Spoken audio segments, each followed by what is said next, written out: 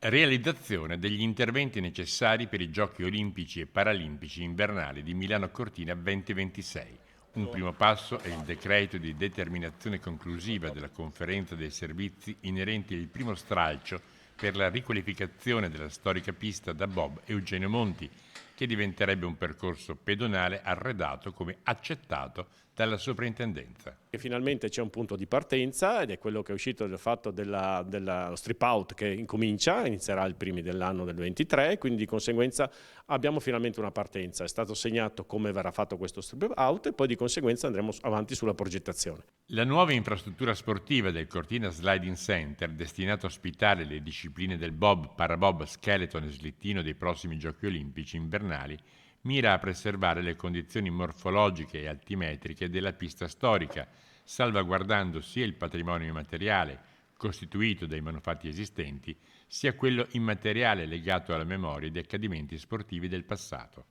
Attraverso tali procedure, l'ex partenza, la cabina S e l'adiacente curva Antelao, nonché i tratti iniziali e terminali del tracciato storico, verranno recuperati dialogando idealmente con la nuova infrastruttura. Che è un sine qua non sul quale sono state costruite tutto il dossier olimpico, quindi il fatto la storicità che lega Cortina, il fatto che comunque la pista di bob fosse stata comunque nel dossier una parte focale, lo è tutt'oggi. È logico che ci rendiamo conto delle spese che comporta costruire una pista da bob, sia anche la sistemazione dell'olimpico dello stadio, del trampolino, quindi sono tante le cose che sono messe in gioco e che arricchiranno l'offerta di Cortina sia per i suoi residenti soprattutto, ma anche per chi ci verrà in vacanza. Il bando di gara prevede che le opere siano completate entro 60 giorni dall'avvio del cantiere, con un complessivo importo suscettibile di ribasso pari a circa 2.200.000 euro.